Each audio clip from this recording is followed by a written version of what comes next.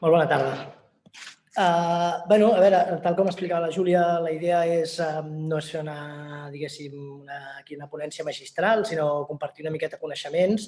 Llavors, jo el màxim que una miqueta, després d'aquest emplaçament que ens van fer així, era posar una mica el context, posar una mica, diguéssim, un marc d'eines i d'idees que crec que marquen aquesta proposta o la idea de convertir els nostres projectes empresarials i socioeconòmics en projectes inclusius i a partir d'aquí treballar conjuntament un cas. Llavors, per descomptat, si teniu cosa a dir, dieu, perquè la nostra expertesa està en la nostra participació 2 anys seguits en la coorganització de la Translaboral i, per tant, aquí sí que hem estat bastant presents i, a més, nosaltres venim de l'entorn de l'economia social i solidària on, com nosaltres diem molt sovint, que les persones estan al centre i, per tant, diguéssim que venim i plantegem i practiquem, diguéssim, dinàmiques empresarials que busquen precisament aquesta relació d'equitat, d'igualtat, de participació al si de les propostes socioeconòmiques.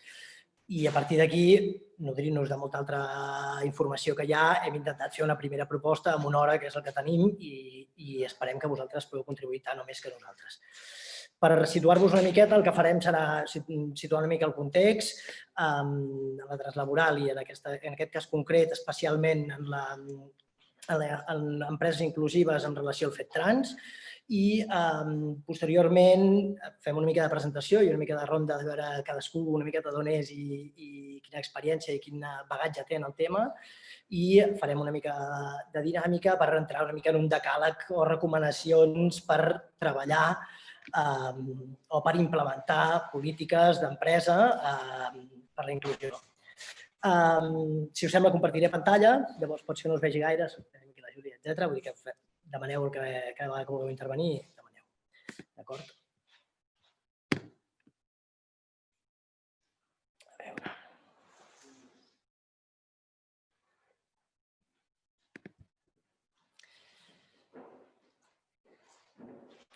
La meva, aquesta la portada, o sigui, l'he posat jo, però era perquè tenia una altra imatge, això, aquest rotllo així com molt llaqui, del rotllo TED Talk, diguéssim. Bé, més enllà d'això, passem a això, que no té allò, però sí que vol èmfasi que som un col·lectiu i que, en tot cas, vam posar la meva cara aquí, però som molta més gent. Com us deia, abans de parlar d'una empresa inclusiva, veiem com molt necessari plantejar la importància del context. La importància del context en 2 sentits. Per una banda, en el fet trans, què vol dir això? Vol dir que no hi ha una única persona trans. Quan parlem de polítiques, quan parlem d'inclusió, quan parlem d'estigma, etc., no parlem d'una persona, d'un model, d'un prototip, estaríem reproduint la lògica de l'estigma.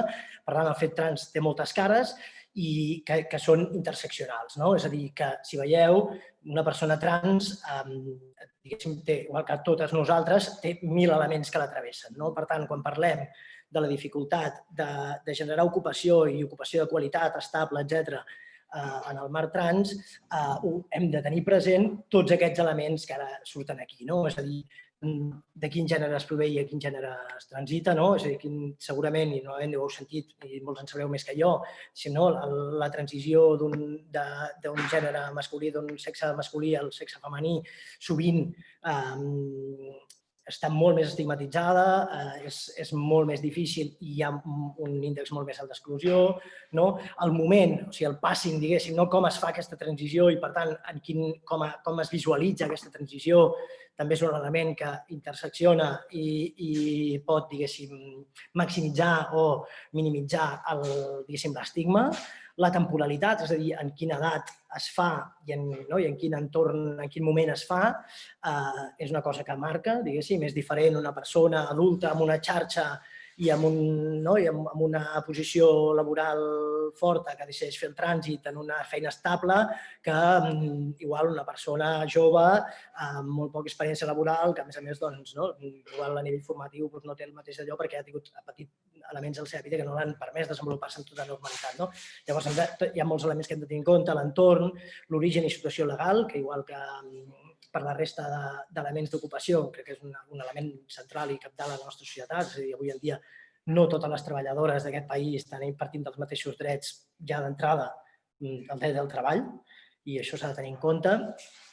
la posició econòmica de la qual partim, sens dubte, sembla que si no seria una fal·làcia no tenir en compte, la formació i experiència laboral, com deia abans, i hi ha un element que em costa com de plantejar, però que sovint surten tots els plantejaments i guies i estudis, que és el fet del treball sexual, no? Perquè sabem que és una sortida que en alguns casos és l'única sortida que hi ha i això, a més, afegeix un estigma afegit a la relació del marc de treball i en una normalització o socialització en l'entorn. No?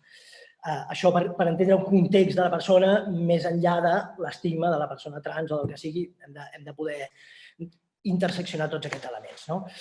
Llavors, dins de l'àmbit laboral, per què ho fem i per què des de fa 3 anys, aquest any amb una especial força al mig de la Fira d'Ocupació, parlem de la translaboral, perquè l'àmbit laboral avui, diguéssim, podríem dir per sort o per desgràcia, jo diria una mica més per desgràcia, perquè no hi ha una renda universal i perquè hem de treballar moltes més hores de les que crec que ens tocarien, però l'àmbit laboral és avui, per descomptat, un agent de context que no podem minimitzar. És a dir, la gent necessita treballar per una sostenibilitat econòmica, per tant, l'exclusió laboral és en molts sentits una exclusió social directa i perquè, a més, l'àmbit laboral, en tant que el gruix d'hores que té, l'esforç que s'hi destina, etc., configura les nostres persones i, per tant, és un espai de socialització clau per aconseguir una societat sense desigualtats. No?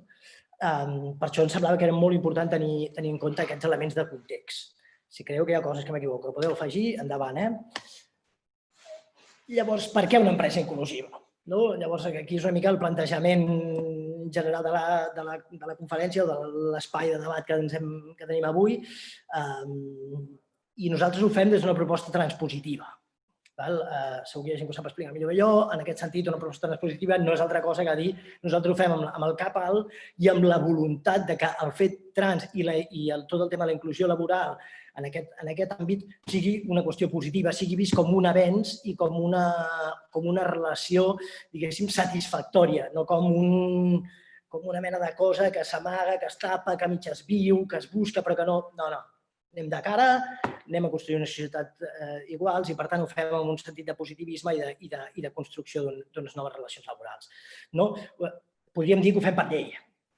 De fet, a Catalunya hi ha una llei des del 2014 que regula o que empara, diguéssim, és una llei feta contra la discriminació, en realitat. El que fa és intentar posar límits a la discriminació, però que alhora és una llei que mira de positivitzar actuacions també. I en aquest sentit, per sort, tenim una llei almenys que ens intenta i ens ajuda a regular aquesta proposta en clau empresarial. Ho veureu en algunes guies que després us citarem, que no només expliquen casos o pràctiques, sinó que a més la relacionen amb articles d'aquesta llei. Per tant, entenem que potser no és tot el que podríem tenir, però sens dubte és un punt de partida interessant.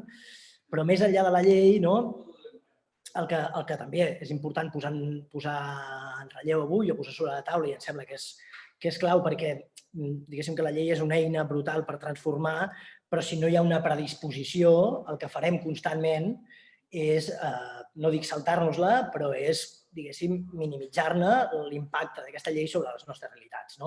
Llavors, és obvi que cal una llei, però és molt important que en espais com aquest, o espais com la translaboral, o la tasca que fan fundació com la Fundació Surt, Stopsil, etc., puguem generar un discurs, una narrativa, una proposta per visibilitzar el fet positiu que significa per les empreses i projectes socioeconòmics, entitats, etc., tenir en compte aquests elements i fer-los eines, diguéssim, de millora dels seus projectes. Per què ho dic? Perquè si no el que passa moltes vegades la llei diu que no pots discriminar en la contractació, però al final qui diu que tu en un moment de contractació has discriminat o no? Si has tingut currículums i n'has triat un. Llavors, clar, segurament necessitem altres elements que empenyin en aquest sentit. I aquí, diguéssim que, per exemple, un estudi de la Fundació Surt que han fet recentment, que han publicat recentment una guia Transvisibles en el marc d'un projecte europeu, posa sobre la taula algun d'aquests elements importants, que em sembla que tothom sap, però que està bé recordar, que hi ha un element d'innovació i modernitat, hi ha un element de capital humà, és a dir, les nostres empreses construeixen societat, construeixen relacions laborals però també personals i, per tant, partir i valoritzar aquest capital humà des d'una relació de respecte i no discriminació és clau, és bàsic, diguéssim, per construir, diguéssim, millors empreses, però per construir també millors societats. Nosaltres, que com us deia abans, venim de l'economia social i solidària i la practiquem, clar, ens parlem de sostenibilitat d'equips, és a dir, uns espais de relacions laborals, diguéssim, que a partir de la igualtat, l'equitat i el respecte puguin construir relacions molt més, no només molt més productives, sinó molt més, diguéssim, capaces de desenvolupar els potencials de les persones que hi participen. Per això també altres estudis, a mi aquests em costa una mica més perquè vinc de l'altra tradició, però també apunten, diguéssim, que hi ha una baixa, és a dir, quan una persona està en un equip de treball i pateix discriminació, la seva productivitat baixa. Llavors, jo aquest no és l'argument amb el que més m'agafo, perquè penso que hi ha un element positiu, hi ha un argument positiu molt més potent, que és el de la sostenibilitat d'equips i construcció de nous models socials i empresarials, però, sens dubte, té una relació. Òbviament, si jo no estic a gust al meu lloc de treball i no em sento part de l'equip, la meva productivitat i la meva capacitat, diguéssim, d'aportar baixa moltíssim. A més, i en aquest sentit, nosaltres aquí l'he posat i m'ha costat la idea de la imatge i la compatibilitat, perquè al final sí que és veritat, a més, i també hi ha altres estudis en aquest, diguéssim, que en el marc de l'economia global capitalista en la que vivim, que demostren que les empreses que no només s'han posicionat i han fet un treball intern i extern al voltant d'aquest tema, sinó que a més l'han explicitat de cara en fora fent-ne bandera, no només com un pinkwashing, sinó perquè realment l'estaven treballant internament, a més, han guanyat en capacitat de competitivitat i en impacte i en imatge. I, per tant, em sembla també rellevant subratllar-ho. I, finalment, i com us deia al principi, per aquesta relació de socialització que té l'àmbit laboral en les nostres vides i de sostenibilitat econòmica, sens dubte, plantejar una empresa inclusiva és plantejar un impacte social, és a dir, és plantejar un inici, diguéssim, un gra de sorra cap a una transformació de la realitat i de la societat. No sé si ha sigut més una declaració de principis que algun d'allò, però bé, en tot cas sí que és veritat que la majoria d'estudis i propostes que estan duent a terme avui giren i plantegen que la idea de la inclusió ha d'estar fonamentada per aquests principis i valors, no només per una relació legislativa, diguéssim. A veure, com ho fèiem, fem primer la presentació i això, sí? Doncs mira, ja que així no xerro tant, si us sembla, fem una ronda de presentació. Tu els veus tots, pots fer el... Deixo de compartir pantalla i així ens veiem totes les cares. No sé si vaig molt ràpid de vegades, ho sento. Sí, doncs fem una ronda ràpida, ens interessa molt, més enllà de, no és que puguem entrar en la vostra intimitat, però sí que ens interessa saber si veniu d'algun col·lectiu, d'alguna empresa, d'alguna administració pública, i una miqueta quin seria la vostra relació amb aquest tema, diguéssim, si n'hi ha o no, i no passa res si no n'hi ha, però està bé que tots ho sapiguem perquè després ho volem interpel·lar una miqueta més. Mira, comencem per la Clara, que la tinc aquí a la meva dreta. Hola, bona tarda. Mira, en principi, soc Clara, soc tècnica del talent a la cooperativa Suara i en el tema que tractem avui, nosaltres culturalment, a nivell de formació, de pràctiques, incorporem a professionals trans. Què ens pot passar? Sobretot en un servei que és molt concret, que és el servei d'atenció domiciliària, hi ha desconeixement cultural per part de les persones grans i a vegades li costa una miqueta o bastant situar-se en el concepte, no? Vull dir, no li diuen directament a la persona, al professional, però sí que ens truquen a nosaltres i no acaben d'entendre. Però sempre intentem culturalment poder situar-lo, però és veritat que és desconeixement, vull dir, no tenen aquesta capacitat a nivell de pensar que no és res diferent i res de l'altre món, sinó és una situació que no coneixen en el seu dia a dia.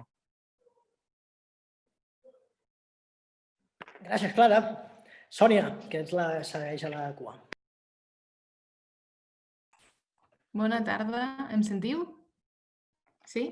Soc la Sònia Ezquerra, coordino programes d'inserció sociolaboral a Barcelona Activa i un dels programes que coordino és el programa Transocupació, que hem compartit aquest matí en l'altra taula. I, clar, per nosaltres és fonamental el treball amb les empreses i l'apropament a les empreses i amb aquesta mirada que explicaves també, Eudal, és a dir, comparteixo totalment el que expliques i també m'interessa molt veure quines estratègies podem fer servir per apropar a les persones trans que atenem. Encara que pensava, la xerrada o la taula d'ara era LGTBI en general, ens estem centrant més en persones trans, potser, però per apropar a totes les lletres d'aquest col·lectiu a les empreses. En el nostre cas, ara mateix ens focalitzem en persones trans per a aquest programa. Gràcies. Gràcies a tu. Veuràs que hi ha coses del Power aquest que he fet que hi ha bastantes coses vostres, també. Maria Eugènia. Vaig. Hola, bona tarda. Se'n sent, no? Doncs jo soc companya de la Sonia Ezquerra, jo soc Maria Eugènia Marín, jo també treballo a Barcelona Activa, jo soc l'agent d'Igualtat i Diversitat i el meu interès és sobretot perquè volem desenvolupar un pla de diversitat sexual i de gènere dins de Barcelona Activa, dins de l'organització, d'acord? Llavors, en aquest sentit, evidentment, l'interès que tenim és com incloure o com tenir clar com no fer cap tipus de discriminació i, al contrari, fer algun tipus d'acció positiva per incorporar persones, en aquest cas trans, però també, com deia la meva companya Sònia, LGTBI, no? Estem amb aquesta visió. Gràcies. Moltes gràcies a tu. Victòria, vols... Hola, bona tarda. Soc la Victòria Bafalluy, soc tècnica d'ocupació de Vaporllom i treballo en un programa d'acompanyament a la inserció de persones en tractament de salut mental. Jo no tinc experiència d'haver treballat amb el col·lectiu trans, però em sembla interessant ampliar els coneixements i per això m'he apuntat a tots aquests seminaris, perquè em sembla molt enriquidor. Això mateix. Moltes gràcies, Victòria. Ignacio. Hola, ¿puedo hablar en castellano? Hola, me llamo Ignacio, soy chileno y estoy haciendo mi doctorado en ESADE y actualmente estoy interesado en entender las experiencias en el trabajo y en la búsqueda de trabajo de la población trans. Entonces, por eso me interesa un poco entender en qué está hoy las empresas en términos de diversidad. Eso básicamente. Gràcies, Ignacio. Mireia, molt bona tarda. Hola, bona tarda. Com esteu? Doncs mira, jo estava interessada, per una banda, per la pota més de l'àmbit de les polítiques públiques i també del món del treball, perquè recentment formo part d'una cooperativa basca catalana que es diu Suderquintza, que és consultoria feminista i la integrem dones i dones lesbianes en aquest moment. Però, tot i així, ens estem nodrint per fer els plans d'igualtat en el món de l'empresa privada, perquè és diferent de l'administració pública, pel que fa a acceptació de certes mesures i propostes de com ho han fet en d'altres àmbits. I llavors, per aquest motiu, ens interessava una miqueta conèixer la vostra experiència. I llavors també, des del punt de vista del context actual de vulnerabilitat econòmica, crisi sanitària i laboral, conèixer també quins són els reptes o que esteu identificant, perquè des del punt de vista de la recerca també estic posada en un projecte i ens agradaria una miqueta poder esbrinar com aquestes vulnerabilitats a nivell laboral dels col·lectius LGTB estan vivint aquesta situació sin tenir noció o no. I bàsicament, per això. Moltes gràcies. I estic aquí amb la nena, que avui també estem treballant els dos, per tant, estaré una mica engegant i apagant càmera.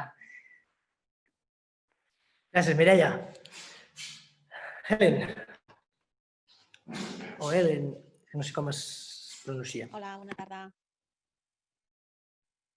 Jo soc Helen, soc tècnica de feminismes i LGTBI de l'Ajuntament de Sabadell. I el meu principal interès és des de la vessant de sensibilització, com poder promoure dintre de les campanyes de sensibilització que fem, com incorporar aquesta perspectiva i com promocionar a les empreses que puguin incorporar aquest tema en les seves activitats. I ja està, bàsicament això, el meu interès és poder aprendre, tenir referents o accions pràctiques o bones pràctiques que ens puguin ajudar a enriquir la sensibilització també en aquest tema. Gràcies, Helen. Ui, se m'heu mogut. La Victòria ja ha parlat. L'Eva. Eva Casanova. No sé si està connectada. Perdona, la Eva està de reserva per si cau a internet alguna de nosaltres com a presentadores. És tècnica del vapor, està fent suport tècnic. Vale. I la Neus està també fent suport tècnic o té curiositat? No et sentim, Neus. Hola a totes i a tots. Hola, Neus. No estic donant suport tècnic, vull dir que és la primera vegada que puc gaudir de la translaboral. Com bé sabeu, és la primera vegada també que de manera molt directa estem molt implicades des de Feminismes i LGTBI de l'Ajuntament de Sabadell amb les companyes del Vapor Llom de promoció econòmica en impulsar i donar suport a la translaboral en aquest macromarc magnífic de la Fira d'Ocupació de Sabadell. I, per tant, molt disposada a aprendre. I m'ha semblat molt interessant tot el que has explicat, Eudald. La nostra funció, bàsicament, és la que ha dit la meva companya, la Helen, que és aprendre per tal de veure com podem continuar treballant, impulsant des de l'administració local, en aquest cas, conjuntament amb promoció econòmica, donant suport perquè cada vegada hi hagi més empreses sensibilitzades i complint la llei. No només complint la llei, sinó que de veritat acceptin. Gràcies.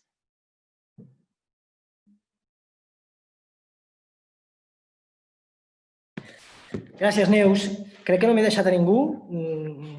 Si l'Eva i la Laia estan de suport. Maria, Geraldo, tu vols dir alguna cosa?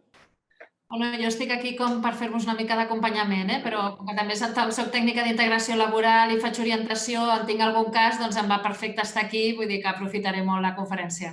Gràcies. Moltes gràcies.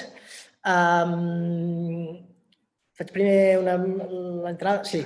A veure, com ja sabreu, i més en una hora, és molt difícil i, com ja us he dit abans, no farem una gran exposició magistral, o sigui que el coneixement el construirem una mica de manera compartida. El que com a molt podem fer és una mica de mapa general i alguns recursos per després entrar-hi conjuntament. De fet, va molt bé, Clara, per exemple, que hi siguis, perquè he posat 2 exemples per treballar de 2 cooperatives que també són grans i que ens poden ajudar i, per tant, també aquí ens podràs ajudar el grup en el que estiguis per treballar. Llavors, si voleu, comparteixo pantalla per explicar-vos 4 coses més. I... Què ha passat aquí? Ara. Sí. Vale.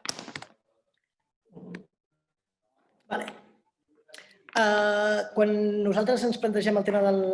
No em deien, el que és important és que hi hagi una mica de decàleg. En realitat, veureu que nosaltres després hem fet una mica copy-paste d'algunes eines que hi ha, que em semblen molt potents i que nosaltres era difícil que superéssim o, diguéssim, crec que l'aportació que nosaltres podem fer és en 2 vessants. Un, que aquest espai és un espai de construcció col·lectiva i conèixer-nos i compartir. Aquí jo crec que la Mireia està fent xarxa, que la Sònia està fent xarxa, que la Clara està fent xarxa, etc. I que alhora, com a mínim, a posar-hi una mica una mirada més enllà dels elements més bàsics. Perquè després veureu que entrem una mica a partir de la proposta que té Persona Activa de gestió de la diversitat LGTBI per intentar després entrar en casuístiques concretes i en projectes i enfocar el plantejament. Perdó, estem en un espai compartit i aquestes coses passen. Bé, doncs com a mínim sí que volíem posar sobre la taula un element central abans d'entrar en polítiques o en pràctiques molt aterrades i molt concretes que ens semblaven claus. És a dir, quan nosaltres fem un enfocament transpositiu, quan nosaltres diem anem a aplicar o anem a intentar implementar polítiques transformadores des d'aquesta perspectiva, inclusives, em sembla que hi ha 4 elements que hem de tenir completament en compte. D'acord amb el context que analitzàvem al principi, ja entenem que totes aquestes propostes han de tenir una perspectiva de gènere, és a dir, han de ser molt conscients de la realitat que travessa la nostra societat i d'una relació patriarcal que s'hi dona, a partir de la qual preestableixen unes desigualtats i unes relacions laborals, diguéssim, estructurals que van més enllà de la nostra casuística concreta. Una perspectiva interseccional, és a dir, allò que dèiem abans, quan nosaltres som capaços d'analitzar un context, hem de ser capaços d'interrelacionar aquest context. És a dir, no hi ha una persona trans, una persona gay o una persona pobra, diguéssim, que és dona o que és pobra o que és no sé què. És a dir, tenim 1000 elements que ens atravessen i hem de ser capaços d'entrellaçar. Per tant, i això, diguéssim, es lliga amb l'última d'aquests 4 punts que teníem, que és aquesta idea de l'apoderament i l'autonomia. És a dir, es lliga amb el fet que qualsevol política, qualsevol proposta interpel·la el col·lectiu, interpel·la l'empresa, interpel·la el projecte, però interpel·la també les persones.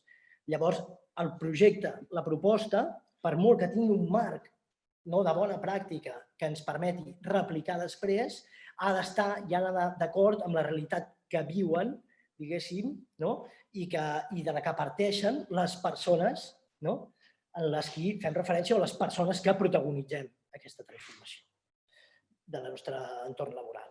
I llavors, i per descomptat, si no, no tindria sentit que estiguéssim en aquest marc, diguéssim, una perspectiva de la diversitat sexual i de gènere, i per això també fèiem referència abans, per una banda, a la llei, però també a una necessitat de transformar aquestes relacions més enllà de la llei i de, diguéssim, tenir en compte una motivació pròpia, diguéssim, quasi política de les empreses, de les persones que, diguéssim, que fem contractació, de les persones que estem dirigint equips, etcètera, tenint en compte la perspectiva de diversitat sexual i de gènere.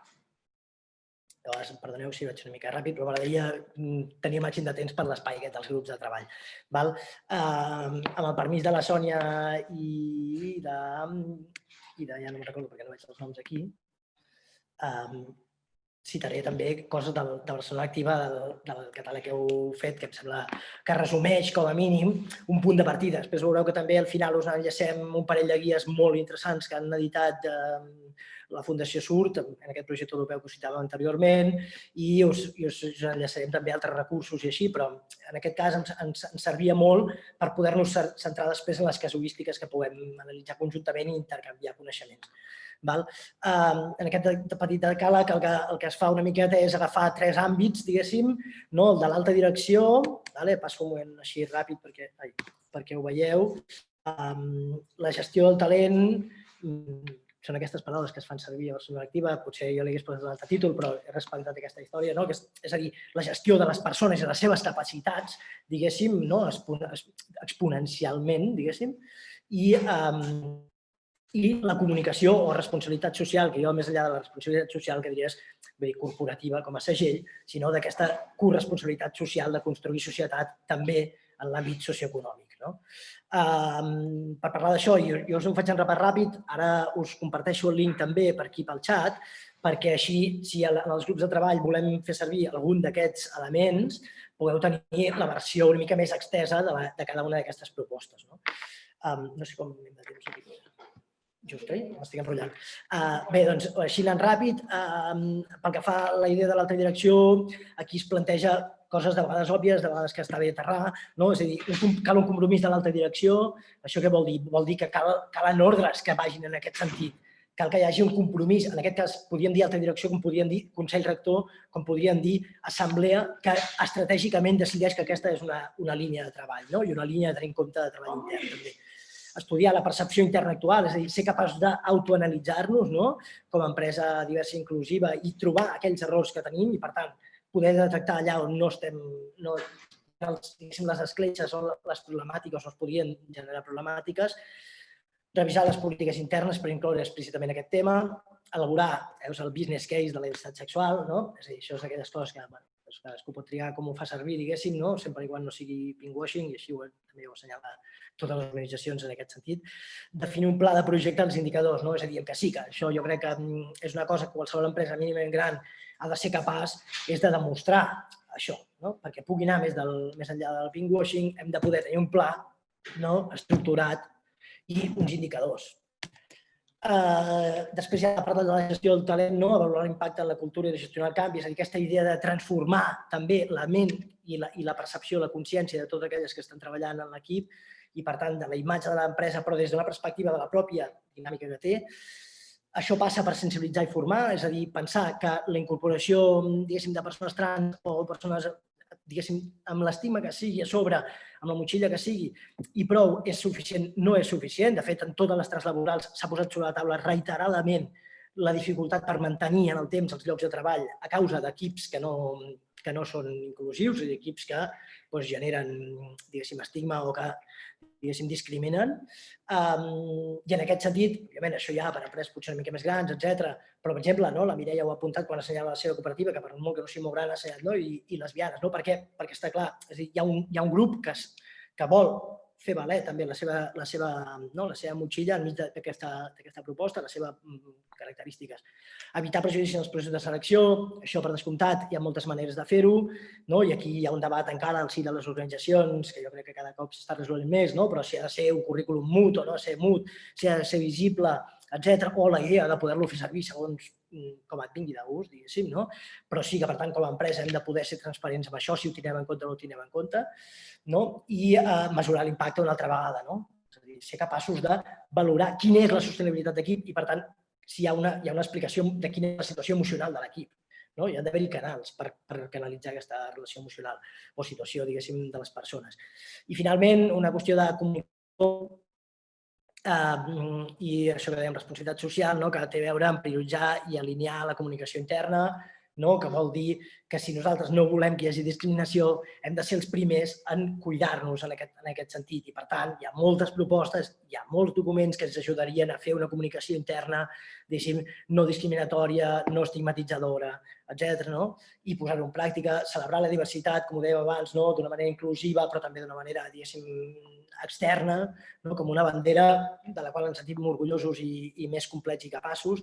Això es tradueix també en la participació cap enfora, exigir bones pràctiques als proveïdors, ja seria un punt encara més gran, la comunicació externa, els canals de distribució, és a dir, vigilar que nosaltres no reproduïm aquests rols, encara que ho tinguem en compte internament, no ho reproduïm de cara en fora, tots aquests estigmes, i avaluar la satisfacció dels clients i, per tant, avaluar i ser capaços d'interpel·lar el client per saber si això que estem fent està tenint impacte, diguéssim, per descomptat en positiu. Si hi ha algú que no ho valora positivament, doncs s'haurà de fer aquell anàlisi intern que estàvem apuntant al principi, de l'avaluació interna de cada empresa. I serà problema seu, però nosaltres podrem ser conscients de quin impacte estem tenint amb les nostres propostes. Sento que sigui tant d'allò i m'hauria agradat interseccionar amb moltes més propostes, però em semblava que era una manera d'acotar una mica el debat i facilitar el proposem. Sí? No sé si, perdó, si teniu coses a dir, intenteu dir-ho pel xat, etc. Perquè jo, veieu, no estic massa al cas. Perquè segur que podeu aportar moltíssim i si no, ara en els grups ho podeu fer més àmpliament. Ai, merda, perdó.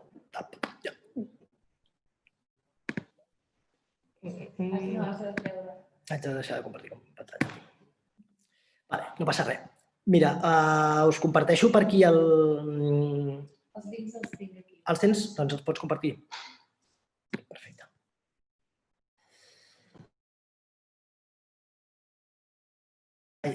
Com us dèiem abans, l'exercici que us proposem és que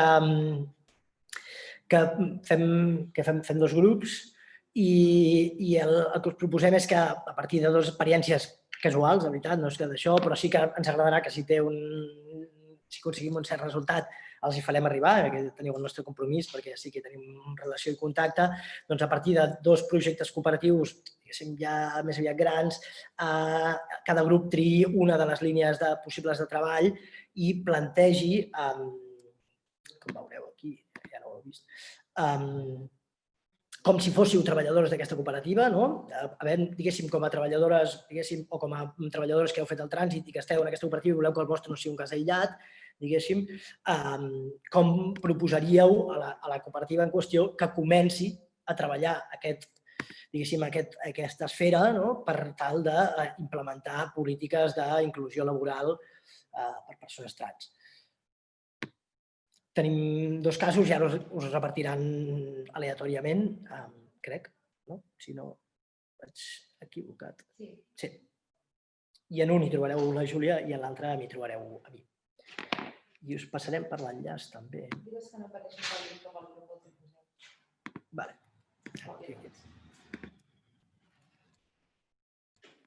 I us passo també l'enllaç aquest, per exemple, de la guia de Barcelona Activa que d'alguna manera apunta, com a mínim era una eina perquè puguem aterrar al màxim els casos en una hora i amb el poc d'allò que tenim, doncs intentar agafar alguna d'aquestes propostes i traduir-la als projectes que us proposem.